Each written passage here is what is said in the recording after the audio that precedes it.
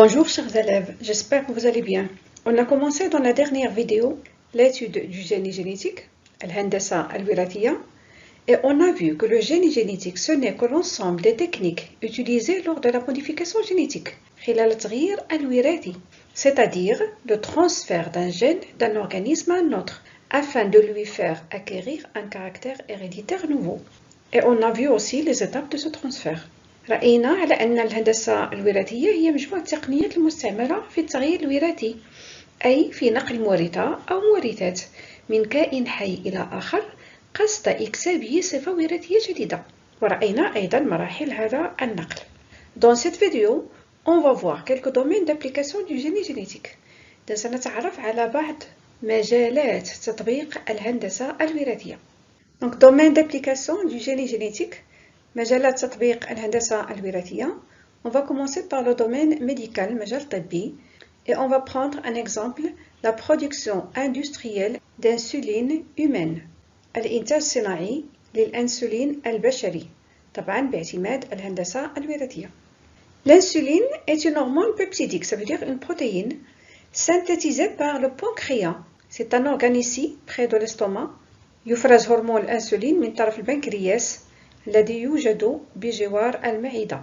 Cette hormone intervient dans la régulation de la glycémie, c'est-à-dire le taux de glucose dans le sang. هذا الهرمون أي الأنسولين يتدخل في تنظيم نسبة السكر في الدم، وهو عبارة عن بروتين. Et la glycémie est considérée comme une constante biologique. ونسبة السكر في الدم فهي تعتبر ثابتة بيولوجيا. Sa valeur est presque 1 gramme par litre du sang. قيمتها تبقى قريبة من 1 غرام في اللتر من الدم. Lorsque cette glycémie augmente, généralement après un repas, عند ارتفاع نسبة الجلوكوز في الدم بعد تناول وجبة غذائية, le pancréas sécrète l'insuline dans le sang. Donc sécrétion de l'insuline dans le sang pour qu'elle soit transférée à tous les organes de l'organisme. لكي ينقل هذا الهرمون إلى جميع أعضاء الجسم. Cette insuline va inciter يعني تحث les cellules du foie, خلايا الكبد, des muscles, عضلات, et de tissus adipeux, النسيج الودكي أو الشحمي, va inciter ces cellules à stocker le glucose. الأنسولين يحث هذه الخلايا على إدخال وتخزين الجلوكوز. Ce qui va entraîner la diminution de la glycémie. انخفاض نسبة الجلوكوز في الدم. Et bien sûr, le retour à l'état initial de 1 gramme par litre. La perturbation de la synthèse de l'insuline va entraîner la perturbation de la régulation de la glycémie. خلل في إفراز الأنسولين سيؤدي إلى خلل في تنظيم نسبة السكر في الدم. Ce qui entraîne le diabète. مما سيؤدي إلى مرض السكري. On sait que le nombre de diabétiques est très grand à travers le monde. En 2019, le nombre des adultes atteints de cette maladie dans le monde était 463 millions. سنة 2019 عدد المصابين بالسكري حول العالم بلغ 463 مليون مصاب بهذا الداء، وهذا العدد يهم فقط البالغين، أي بغض النظر عن الأطفال المصابين. Et au cours de cette année, le nombre de décès par diabète était 1,6 million. وخلال تلك السنة أي 2019 توفي 1,6 مليون شخص بسبب مرض السكري. Et au Maroc, on a plus de 2 millions atteints de cette maladie. لدينا في المغرب أزيد من 2 مليون مصاب بداء السكري. Et cette maladie provoque 24 000 décès par an. ويسبب هذا الداء في موت 24,000 شخص سنويا في المغرب. Parmi ces 2 millions atteints de diabète au Maroc, 350 000 cas sont traités par l'insuline, d'où la nécessité d'en produire avec une grande quantité. في المغرب على سبيل المثال 350 ألف حالة تعالج بالأنسولين، ونعلم أن الأنسولين يحقن يوميا مما يتطلب إنتاج كميات كبيرة من هذا الهرمون.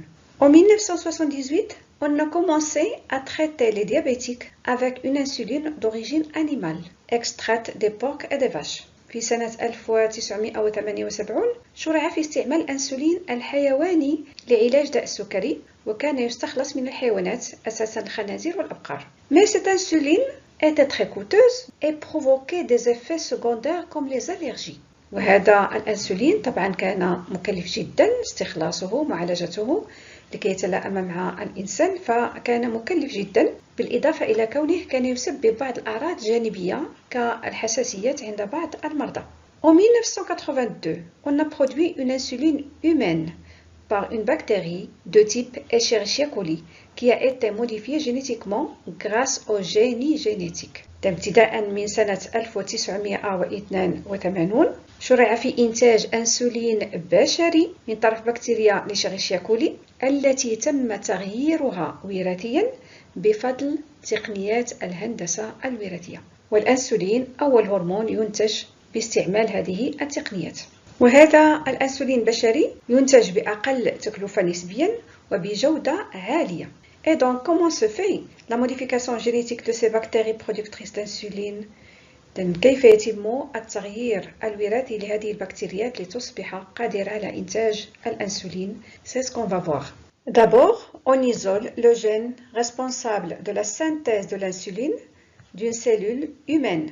Et on isole aussi un plasmide d'une bactérie et on l'ouvre. Puis on intègre le gène dans le plasmide qui devient recombiné.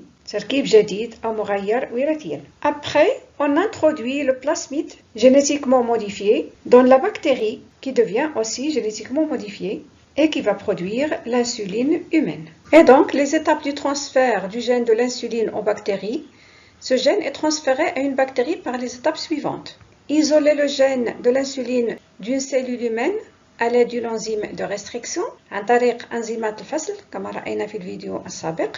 Incorporation إدخال أو دمج du gène isolé dans un plasmide en tant que vecteur biologique ناقل بيولوجي et introduction du plasmide dans des bactéries pour se multiplier. Détection et isolement des bactéries génétiquement modifiées. رصد وعزل البكتيريا المغيرة وراثيا. Cultiver les bactéries génétiquement modifiées et les exploiter pour produire l'insuline. زرع البكتيريا المغيرة وراثيا أي في ظروف مناسبة لتكاثرها واستثمارها لإنتاج الأنسولين. Le deuxième exemple, domaine d'agriculture. المجال الفلاحي. On va prendre comme exemple la production des plantes résistantes aux insectes nuisibles. إنتاج نباتات مقاومة للحشرات المزعجة أو الضارة. On sait que de nombreuses cultures agricoles sont ravagées par des insectes. العديد من المزروعات تكون عرضة للتلف من طرف الحشرات. Comme exemple, les chenilles de la pyrale, يرقات الفراشة النارية, qui provoquent des dégâts dans les champs de maïs. تحدث خسائر كبيرة في حقول الذرة, comme vous le constatez ici. Pour lutter contre ces insectes nuisibles, l'homme utilise des insecticides, des مبيدات الحشرات. Et on sait qu'ils ont des conséquences négatives sur la santé et l'environnement. نعلم خطورتها على الصحة والبيئة. C'est pour cela qu'on a pensé aux techniques de la lutte biologique. نظرا لخطورة المبيدات الحشرية تم التفكير في بدائل بيئية كالمكافحة البيولوجية. C'est-à-dire se débarrasser d'un être vivant nuisible en utilisant un autre être vivant. القضاء على كائنات غير مرغوب فيها باستعمال كائنات حية أخرى. Comme exemple ici, on a la coccinelle qui dévore les pucerons qui sont des ravageurs des cultures agricoles. المثال هنا الدعسوقة تتغذى على حشرات صغيرة الأرقات التي تتغذى بدورها على النبات وبالتالي فهي متلفة للنباتات. Mais le problème, c'est dans certains cas, les ravageurs sont bien protégés, soit dans les fruits, comme dans ce cas-là, soit dans les tiges des plantes, comme le cas ici de la chenille de la pyrale, يرقات الفراشة النارية التي تعيش على حساب الذرة والتي تكون محمية من مفترسيها إما داخل الثمرة كما تلاحظون هنا أو داخل ساق النبتة مما يحد من فعالية المكافحة البيولوجية. C'est pour cela qu'on a pensé à faire acquérir aux plantes une résistance contre leurs ravageurs en les modifiant génétiquement. لهذا تم إكساب بعض النباتات مقاومة ضد الحشرات المتلفة لها, comme dans le cas ici. Donc la question qui se pose ici, c'est comment se fait cette modification. Donc c'est ce qu'on va voir. Donc de nombreuses cultures, comme le maïs, sont endommagées par les insectes, comme les chenilles de papillons. يرقات الفراشات. Face à l'efficacité limitée des pesticides et leurs effets négatifs sur l'environnement, les chercheurs ont eu recours au début, aux années 60, à la lutte biologique, المكافحة البيولوجية, contre les insectes nuisibles. Puis en 1995, aux techniques de génie génétique, تقنيات الهندسة الوراثية, pour produire des plantes capables de résister à ces insectes. إنتاج نباتات قادرة لمقاومة هذه الحشرات. Donc, production des plantes résistantes aux insectes nuisibles إنتاج نباتات مقاومة للحشرات المزعجة أو الضارة. Comme exemple, on va prendre la modification des plants de maïs, تغيير نبات الذرة, pour qu'elles deviennent résistantes à leur insecte nuisible qui est la pyrale. لكي تصبح هذه النباتات مقاومة لحشرتها المزعجة أو المدمرة أي الفراشة النارية. Les étapes de cette modification sont ainsi. المراحل هي كالتالي. Premièrement, on isole un gène responsable de la synthèse d'une protéine toxique au pyrale. أول مرحلة طبعا سنعزل المورثة المشرفة على إنتاج بروتين سام بالنسبة لهذه الفراشة المزعجة. Et ce gène, on l'isole d'une bactérie appelée Bacillus thuringiensis. بكتيريات الباسيلوس thuringiensis قادرة على إنتاج بروتين سام تجاه الفراشة النارية لأنها تتوفر على المورثة المشرفة على تركيب هذا البروتين. لهذا سنحصل على هذه المورثة انطلاقا من هذه البكتيريا. Puis on incorpore ce gène dans une cellule de maïs, soit en utilisant le plasmide comme vecteur biologique, soit en utilisant un canon à ADN, مدفع جزيئات الADN. Dans ce cas, le gène est fixé sur une particule métallique qui peut être l'or par exemple ou bien le tungstène. المورثة هنا تثبت على جزيئة فلزية ممكن أن تكون من الذهب مثلا أو التungstène. Puis on projette cette particule directement dans la cellule. المورثة تقذف بواسطة مدفع الADN مباشرة داخل الخلية النباتية. Après, on détecte les cellules végétales génétiquement modifiées. طبعا ليس جميع الخلايا النباتية تستطيع دمج المورثة المرغوب فيها، لذا يتم رصد الخلايا النباتية التي دمجت هذه المورثة أي الخلايا المعدلة وراثيا. Puis on cultive les cellules génétiquement modifiées. نزرع الخلايا المعدلة وراثيا، نوفر لها الظروف المناسبة للتكاثر pour obtenir des plantes entières modifiées génétiquement للحصول على نباتات كاملة معدلة وراثيا. Et ces plantes sont capables de produire la protéine toxique pour la pyrale. هذه النباتات قادرة على تركيب البروتين السام بالنسبة للفراشة النارية التي عادة تتلف نبات الذرة. وفي هذه الحالة هذه النباتات تصبح مقاومة لهذه الحشرة. Donc afin de modifier génétiquement le plant de maïs, on a utilisé une bactérie du sol appelée Bacillus thuringiensis qui a la capacité de produire une protéine toxique, protéine SAM, pour la pyrale فراشة النارية ravageur des maïs المتلفة لنبات الذرة. Le gène responsable de la synthèse de la protéine toxique est transféré de la bactérie au plant de maïs selon les étapes suivantes. Isoler le gène désiré du bactérie de Bacillus. Incorporation du gène isolé dans la cellule végétale en utilisant soit un plasmide en tant que vecteur biologique كناقل بيولوجي كما تعرفنا على ذلك في الفيديو السابق، soit le canon d'ADN مدفع الADN comme vecteur mécanique كناقل ميكانيكي. Dans ce cas, fixation du gène sur des particules métalliques puis on les projette directement dans les cellules. في هذه الحالة تثبت المورثة على جزيئة معدنية وتقذف مباشرة بواسطة مدفع الADN إلى داخل الخلية. Détection et isolement des cellules génétiquement modifiées. رصد وعزل الخلايا المعدلة وراثيا.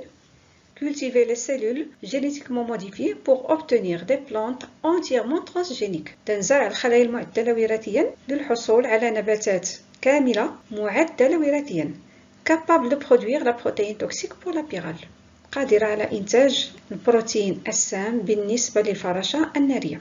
Grâce aux techniques de génie génétique, on produit actuellement de nombreuses substances indispensables comme des hormones, par exemple de croissance ou bien l'insuline, aussi des enzymes et des médicaments. Et grâce à ces techniques aussi, on modifie génétiquement les végétaux pour leur faire acquérir certains caractères, comme la résistance contre un ravageur, المقاومة ضد حشرة متلفة لهذا النبات, ou bien contre la sécheresse, ضد الجفاف, ou bien contre un herbicide, ضد مبيد أعشاب. Et on peut aussi, grâce à ces techniques, ralentir le vieillissement de certains fruits, comme le melon par exemple et les tomates. بفضل الهندسة الوراثية تم تعديل بعض النباتات لتحفظ ثمارها مدة أطول كالبطيخ مثلا والطماطم.